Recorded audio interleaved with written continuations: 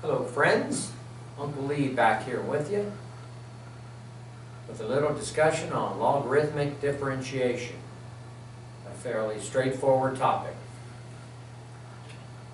Let's begin today by looking at the natural logarithmic function ln of x. What do we know about ln of x? Well, the derivative of ln of x, if we notice, exists. It exists because the graph of ln of x is a smooth curve. It is a smooth curve, that is, where it exists. And where does the graph of ln of x exist? It's going to exist over the domain of ln of x, which is all x such that x is greater than 0. And it's always nice to point out, if we're going to be talking about the domain, the range of the function also. And the range of ln of x is all real numbers. So it's going to encompass all of the y values. A couple other nice things to note that we'll talk about a little bit further later on is the fact that if I take the limit as x goes to 0 from the right,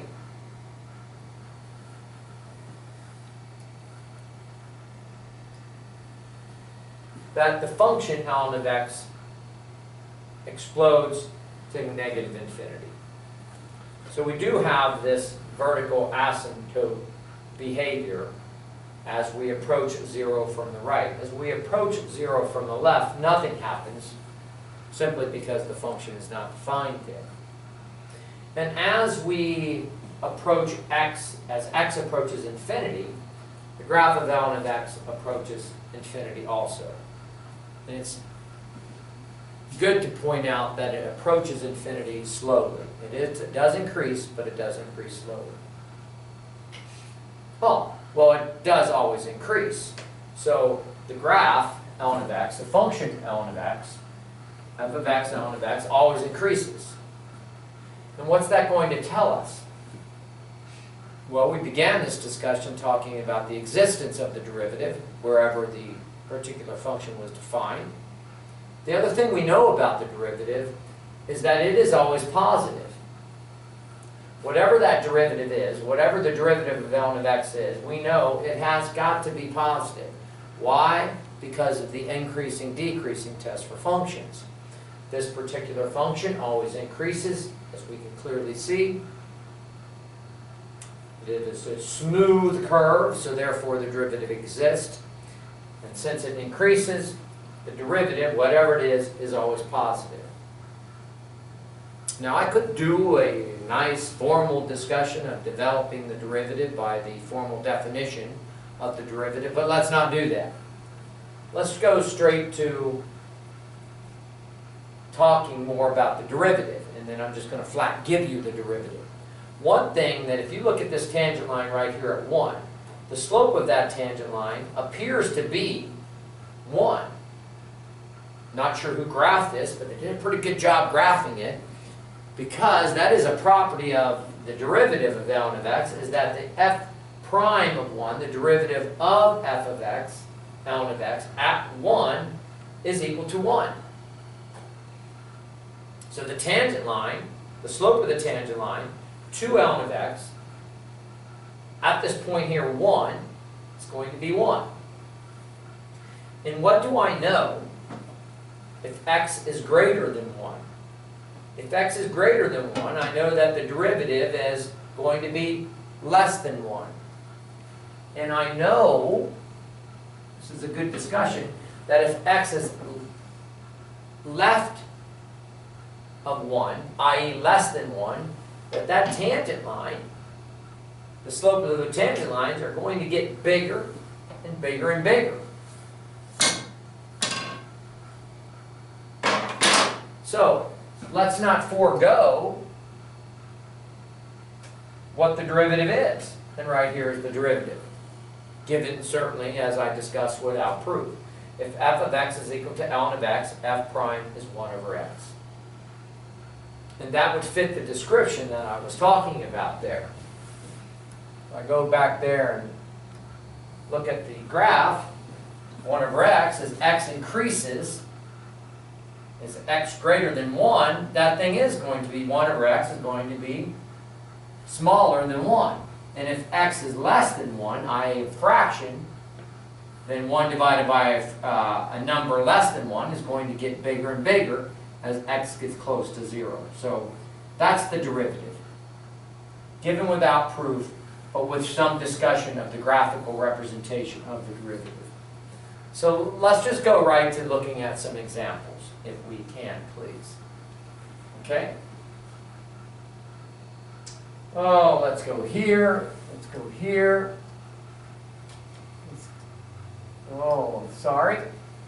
And let's go to the next slide.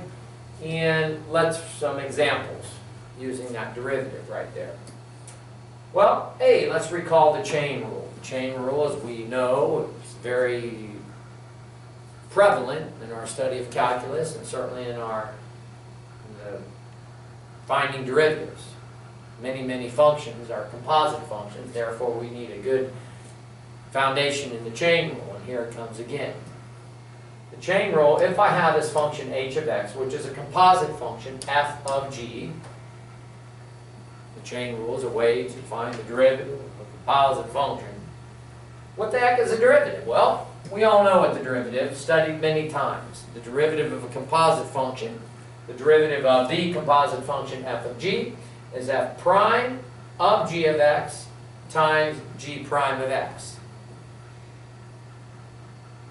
The derivative of mommy, leave the baby alone, times the derivative of baby. And so now let's do a composite function using ln of x. Let's have this guy right here.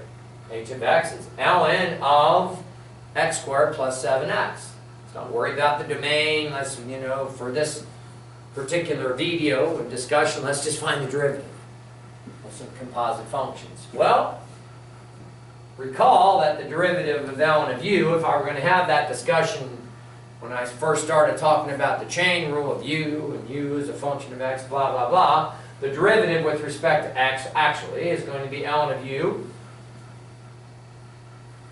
times u prime. And then this u prime would be that x thing. But let's just go back and let's make this simple as we can. And if I have this composite function, it's going to be the derivative of the outside. Here the outside is ln.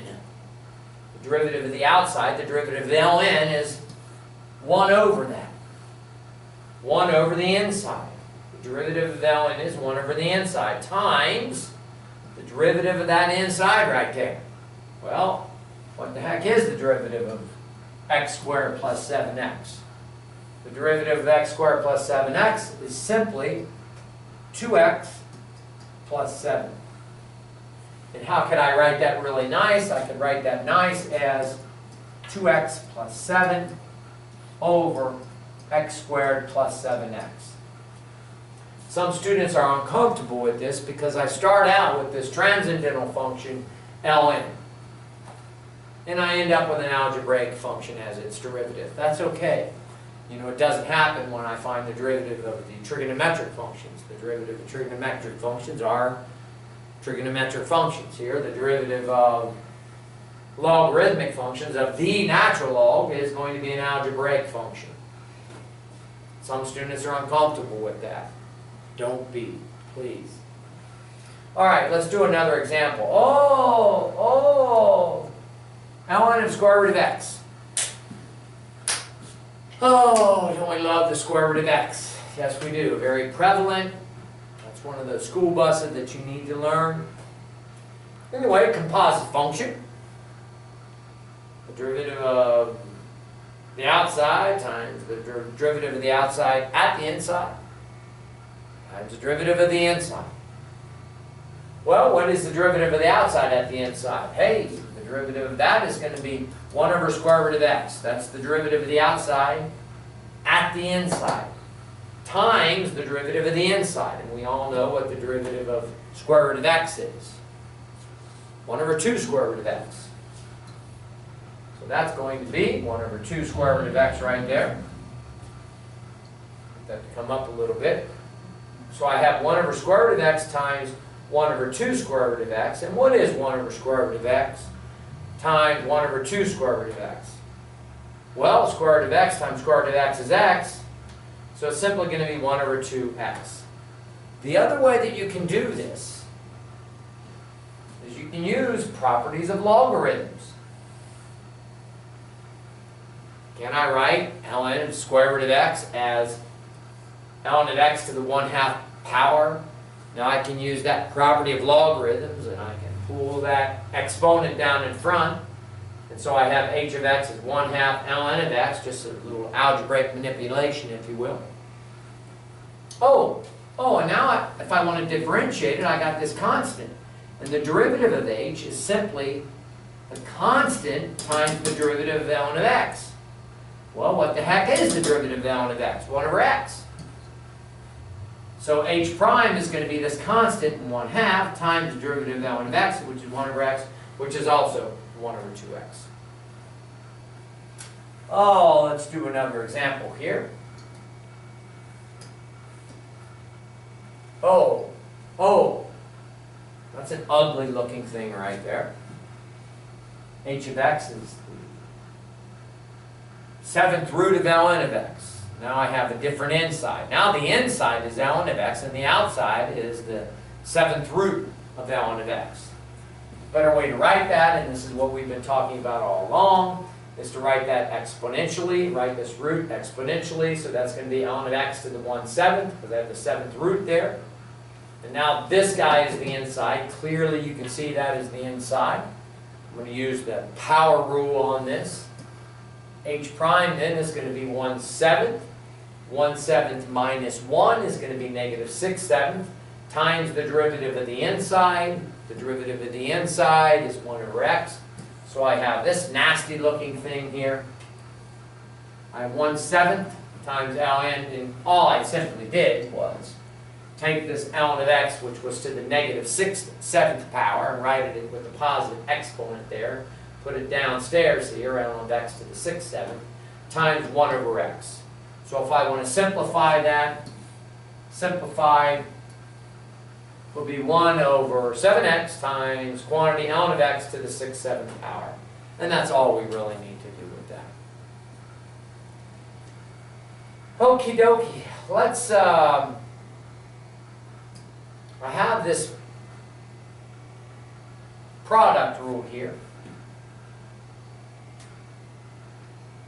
In light of time, I'm going to let you simply pause the video and look at this work here. I have a product, f of g, therefore f prime g plus g prime f. I have the work there. I have the solution here. I factored out the greatest common factor of these two terms. I will allow you to watch this on your own. Going to the next slide and light us some time there. Hey, what about if I have a log with a base other than e? For instance, log base 6 of x. How do I find that derivative? Well, it's a pretty simple process. What we need to know, we need to know and remember the change of base formula from our study of logarithms in pre-calculus last year. And the change of base formula is one of the most useful formulas with respect to logarithms anyway. It allows us to be able to evaluate, use our calculators to evaluate the log base anything. These calculators nowadays, they actually will do that for you.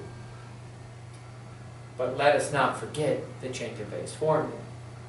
And if I have log base 6 of x, the change of base formula is simply ln of x over ln of 6.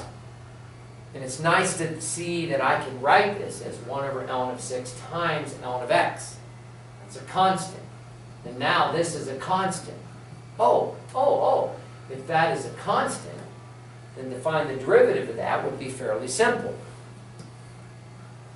Because I'm going to write f of x as this constant, 1 over ln of 6 times ln of x. That's the same as log base 6. That's the same as log base 6 of x. And now, how do I find the derivative of this guy? F prime is going to be the constant times that derivative, which is simply going to be 1 over ln of 6, that constant, times the derivative of ln of x, which is 1 over x, and I can write that as 1 over ln of 6 times x. What we don't want to do with this discussion of derivatives of logarithmic functions is make it difficult. It is not that difficult. Fairly straightforward. Let's see what I have here on the very last slide. Oh, nice problem right here. And again, what I'm going to do is, where you can see the entire problem, find the equation of the tangent line to this function f of x, ln of 3x plus 4. I want to find the equation of the tangent line to that function at this point 2f of 2. Write the equation of the tangent line formula there. Y minus f of 2 is equal to f prime of 2, x minus 2. I need to find f of 2, and I need to find f prime of 2. Before I find f prime of 2, I have to find f prime of x. If f of x is ln of 3x plus 4, f prime is 1 over 3x plus 4 times the derivative of the inside. There's a little error there. Oh, that's nice. It's always nice when you make an error, and it's always nice. So the derivative of the inside then is 3. And so f prime is going to be 3 over 3x plus 4. Therefore, f prime of 2 is going to be, if you put 2 in for x, 3 times 2 is 6 plus 4 is 10. It's going to be 3/10. F prime of 2 is 3/10. F of 2 is simply ln of 10. If I put 2 into there, 3 times 2 is 6 plus 4 is 10. We're going to leave that as an exact answer, ln of 10. So now my answer, my equation of my tangent line then is going to be y minus ln of 10. Fix the error. 3/10 times x minus 2. Please do not make this difficult. You are not allowed to make this difficult. Thank you. And I will see you soon.